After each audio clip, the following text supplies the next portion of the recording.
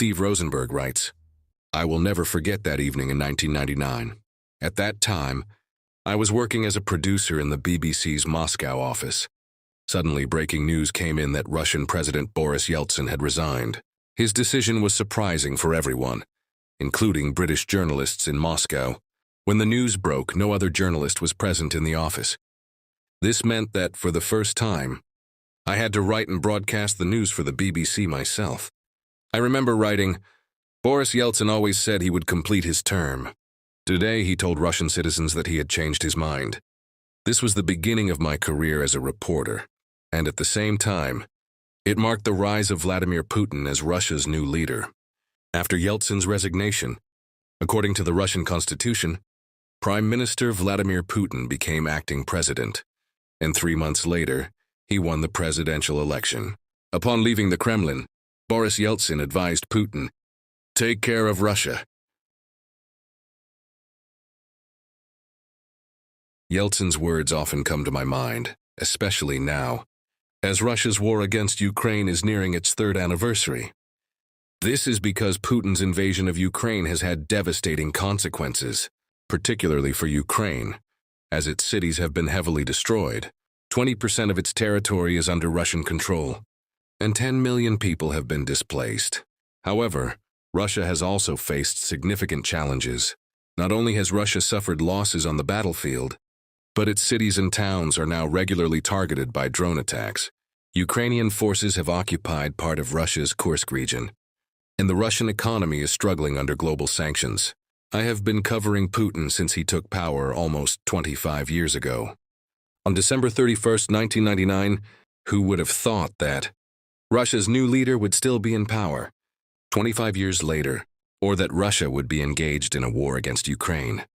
While confronting the Western world,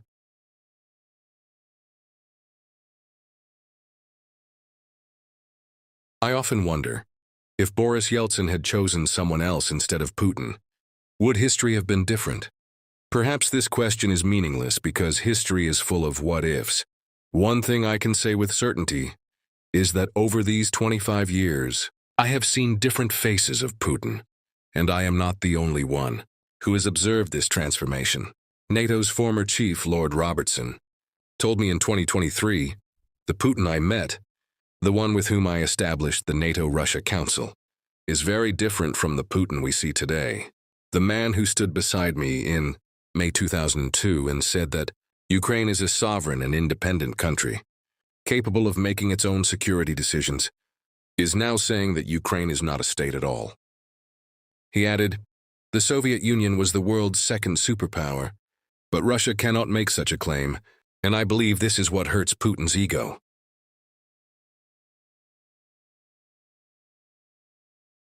This is one explanation for Putin's transformation, i.e., determination to restore Russia's former greatness, which has led the country into confrontations, not only with its neighbors, but also with the Western world.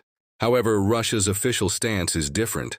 Putin's speeches and statements suggest that he believes the West has long ignored Russia's security concerns, deceived it, and failed to respect it. But does Putin himself believe that he has fulfilled Boris Yeltsin's request to take care of Russia? Recently, I had the opportunity to ask him this question.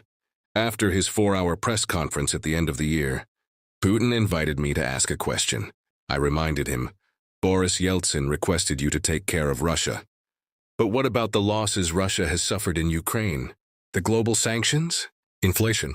Do you believe you have taken care of the country?" Putin responded, "Absolutely.